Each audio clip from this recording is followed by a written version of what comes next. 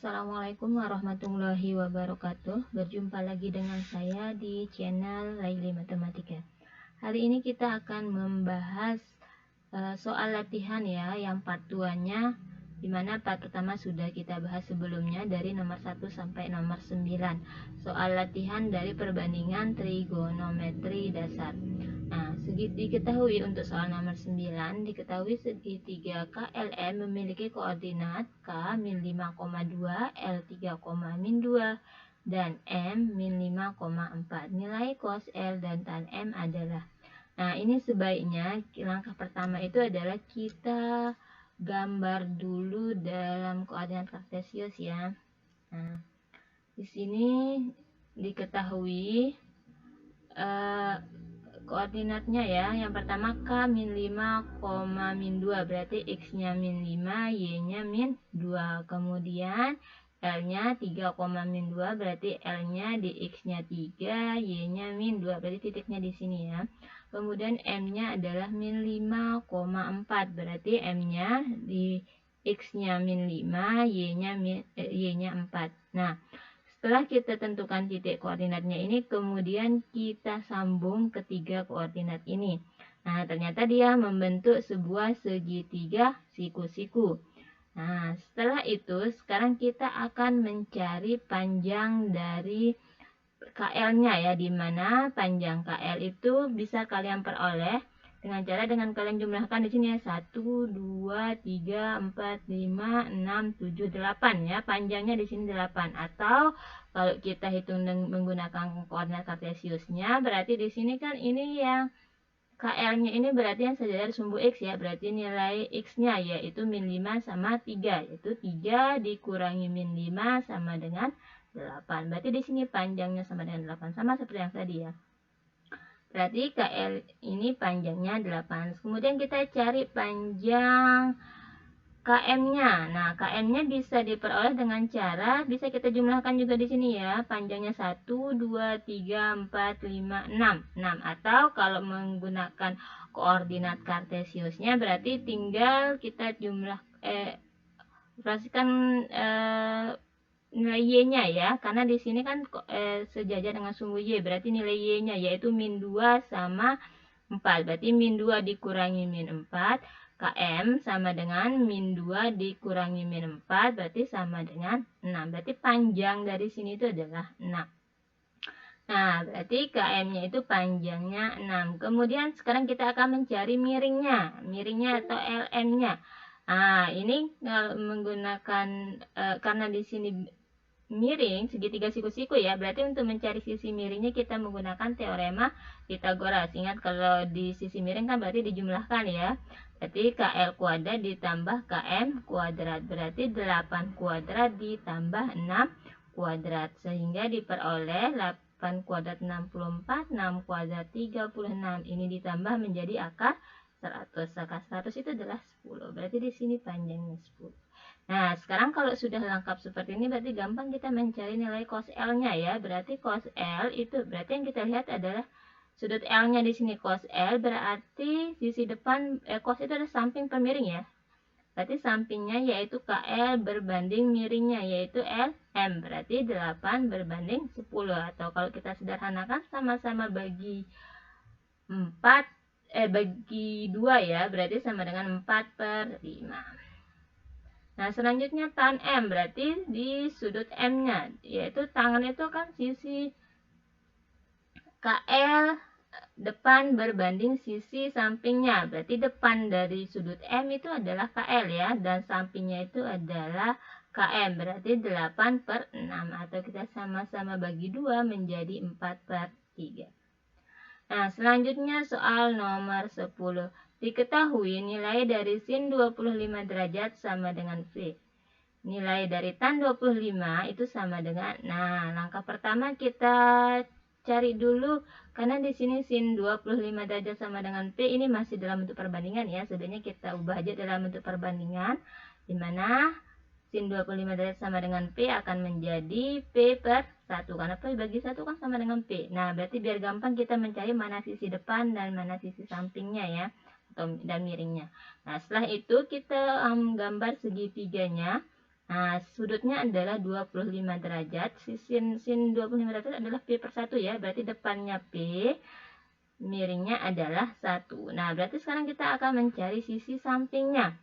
Nah, sisi samping itu adalah sisi miring kuadrat dikurangi dengan sisi depan kuadrat. Ingat, ini teorema Pitagoras ya.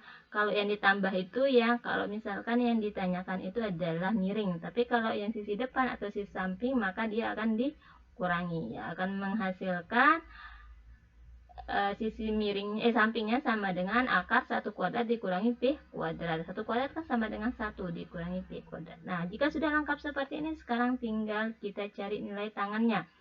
Tangan dari 25, tan itu adalah sisi depan per sisi samping. Berarti P per akar 1 min P kuadrat. Berarti ada nggak di sini? Oh iya, ada, yaitu C. Nah, soal nomor 11. Nah, cos 15 derajat ditambah cos 45 derajat min sin 75 derajat. Nah, ini sebaiknya kita selesaikan menggunakan sudut berelasi ya. Cos 15 derajat itu bisa kita rubah menjadi cos 90 derajat dikurangi 75. Karena 90 kurang 75, 15 ya. Nah, kemudian ditambah cos 45 kita tetapkan saja dikurangi dengan sin 75 derajat.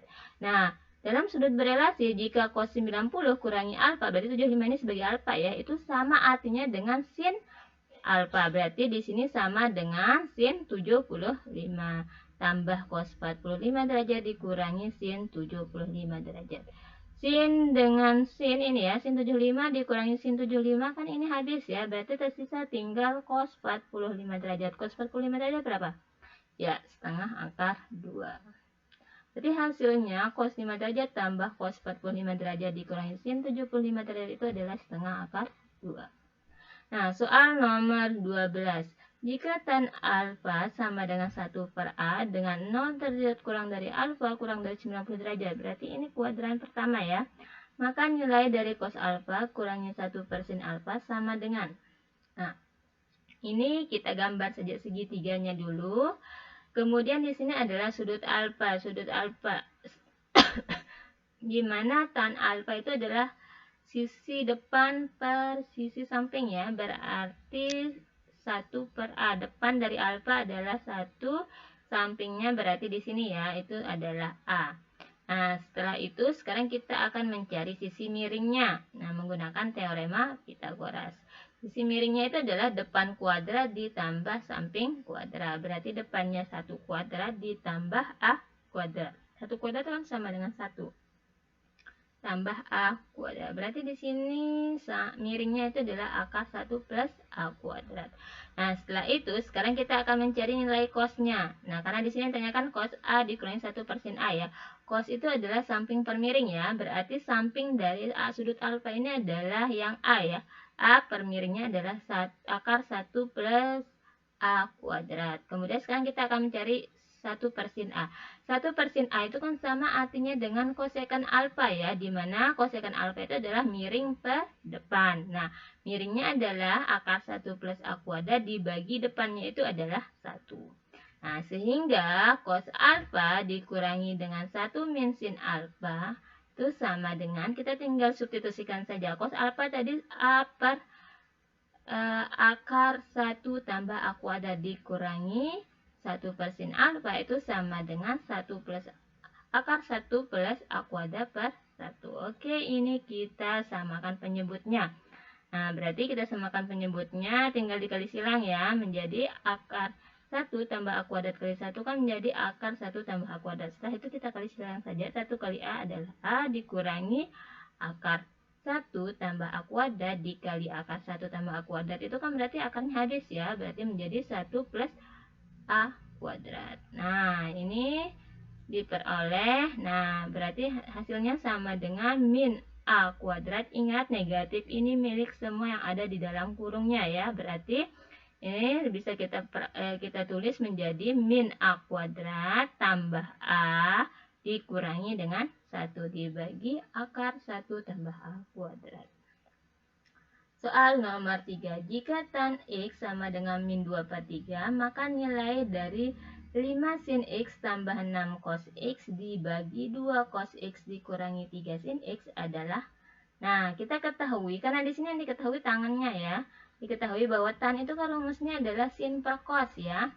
Nah, sehingga untuk 5 sin X tambah 6 cos X per 2 cos X min 3 sin X, ini kita sama-sama bagi dengan cos X, akan menghasilkan 5 sin X per cos X tambah 6 cos X per cos X dibagi 2 cos X per cos X min 3 sin X per cos X. Nah, ini ada yang habis dibagi ya, cos X bagi cos X kan habis ya. Begitu juga ini ya, habis, sehingga tinggal kita coret saja ya. Nah, sehingga tersisa tinggal 5 sin X per cos X itu kan sama artinya dengan tan X ya. Berarti tinggal ganti saja menjadi 5 tan X. Tambah, ini cos X bagi cos X kan habis. Berarti tambah 6 dibagi 2 dikurangi. Oke, sin X per cos X itu kan sama dengan tan X ya. Berarti 3 tan X. Tinggal kalian substitusikan saja. Menjadi 5 kali tan X itu adalah min 2 per 3. Tambah 6 dibagi 2 dikurangi 3 dikali tan X-nya itu tadi min 2 per 3 ya, sehingga diperoleh 5 kali 2 min 10 per 3 tambah 6 dibagi 2 dikurangi, oke ini bagi ini kan habis ya, 3 bagi 3 min 3 bagi 3 kan sama dengan 1, 1 kali 2 berarti tetap 2. Nah, berarti diperoleh 2 tambah 2. Nah, min 10 plus 3 tambah 6 ini kita samakan penyebutnya menjadi min 10 6, 3, 18 ya. Berarti min 10 tambah 18 per 3 dibagi 2 tambah 2. Sehingga diperoleh min 10 tambah 18 sama dengan 8 per 3 dibagi 2 tambah 2 adalah 4. Ini bisa kita rubah dalam bentuk perkalian menjadi 8 per 3 dikali 1 per 4. Nah, tinggal dibalik saja ini ya. Nah, sehingga 8 kali 1 8, 3 kali 4 sama dengan 12. Jadi hasilnya adalah 8 per 12. Atau bisa kita sederhanakan dengan sama-sama bagi 4 ya. Berarti menjadi 2 per 3. Ya. Selanjutnya soal nomor 14. Jika segitiga PQR merupakan koordinat P min 3,2 ya. Ini kalau saya gambar sama seperti soal nomor 9 tadi ya. Kalau kita gambar akan membentuk seperti ini ya, dimana dia membentuk segitiga siku-siku. Nah, dimana dia siku-sikunya di sudut P ya. Nah, kemudian nilai 3 kali secant R dibagi cosecant R, berarti di sini ini bisa kita cari panjangnya masing-masing atau bisa langsung kita cari perbandingannya ya, dimana secant R itu kan secant itu udah kebalikan dari cos ya, berarti 1 per cos R. Nah, cos R mana sudut R? Nah, berarti sudut R-nya yang ini. Nah, dimana sudut R itu cos 1 per cos R ya, berarti kebalikan dari cos. Cos itu kan samping per miring, berarti kalau kebalikan dari samping per miring berarti miring per samping. Nah, miringnya berarti QR per PR. Nah, karena samping dari sudut R itu adalah PR. Nah, kemudian kalau cosecant R, cosecant ini adalah kebalikan dari sin ya, di mana sin itu di depan. Sin Q, berarti sudut Q ini depan per samping. Depan per miring ya, sin itu. Berarti kalau ditanyakan adalah cosecantnya, berarti kebalikan dari sin, berarti miring per depannya. Miringnya dari sini adalah QR dibagi dengan depannya dari sudut Q itu adalah PR. Nah, jadi kalau kita tulis 3 secant R dibagi cosecant Q itu sama dengan 3 kali, nah perbandingannya adalah QR per PR dibagi dengan cosecant Q itu adalah QR per PR. Ternyata ini sama ya, berarti ini habis dibagi, sehingga sisa tinggal 3. Jadi nilai 3 secant R dibagi cosecant Q itu adalah 3. Nah, selanjutnya soal nomor 15. Diketahui sin A sama dengan A adalah sudut tumpul. Oke, karena A adalah sudut tumpul, maka A itu berada pada kuadran kedua. Nah, pada kuadran kedua, di sini kan yang ditanyakan adalah tan A ya. Berarti kuadran kedua itu yang bernilai positif itu adalah sin ya. Berarti tangan itu dia bernilai negatif. Nah, selanjutnya kita gambar segitiganya ya. Ada sudut A, karena di sini adalah sin A ya. Nah, di mana rumus sin A itu ada diketahui sin A-nya itu adalah A. Berarti kalau kita buat dalam bentuk pecahan itu adalah A per 1 ya, karena A bagi 1 adalah A.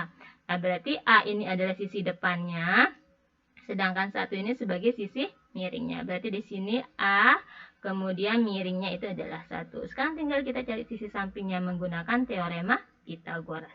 Samping berarti miring kuadrat dikurangi depan kuadrat. Sehingga 1 kuadrat dikurangi A kuadrat akan menghasilkan akar 1 dikurangi A kuadrat. Berarti sampingnya adalah akar 1 dikurangi A kuadrat. Nah, jika sudah lengkap seperti ini berarti tinggal kita mencari perbandingannya ya. Tangan itu rumusnya adalah depan per samping. Berarti depannya adalah A, sampingnya adalah akar 1 min A kuadrat. Berarti ini hasilnya. Kemudian soal nomor 16. Diketahui tan X sama dengan 2,4. Nah, ini kita gambar segitiganya dulu, di mana sudut X itu, tan X itu ada 2,4. Ini kita rubah aja dalam bentuk pecahan ya. Itu kan sama artinya dengan 24 per 10. Karena 24 bagi 10 kan sama dengan 2,4. Ini gampang kita mencari mana depan, samping, atau miringnya. Rumus tangan itu adalah depan per samping ya. Berarti depannya 24. Nah, berarti sampingnya itu adalah 10. Sekarang tinggal kita cari miringnya. Berarti miringnya itu adalah depan kuadrat ditambah samping. Berarti ingat teorema Pythagoras, sehingga diperoleh 24 kuadrat ditambah 10 kuadrat itu sama dengan akar 576 ditambah 10 kuadrat itu adalah 100 ya. Berarti hasilnya adalah akar 676. Maka 676 itu adalah 26. Jadi di sini nilai sisi miringnya adalah 26. Baru sekarang kita lihat di sini. X berada di kuadran ketiga, maka cos X bernilai negatif. Ingat, karena di kuadran ketiga itu yang bernilai positif itu adalah tan. Berarti selain tangan dan kebalikannya berarti dia bernilai negatif. Nah, berarti di sini cos itu adalah samping per miring. Nah, sampingnya adalah 10, miringnya itu adalah 26. Karena di sini dia kuadran ketiga, berarti dia bernilai negatif. Berarti min 10 per 26 atau kita sederhanakan menjadi min 5 per 13. Soal terakhir ya, nomor 17. Jika cos 10 derajat itu sama dengan M, maka sin 100 derajat adalah. Nah, ini kan kita selesaikan menggunakan aturan sudut berelasi ya. Dengan menggunakan aturan sudut berelasi kita peroleh sin 100 itu kan sama artinya dengan sin 90 tambah 10. Karena 90 tambah 10 adalah 100 ya.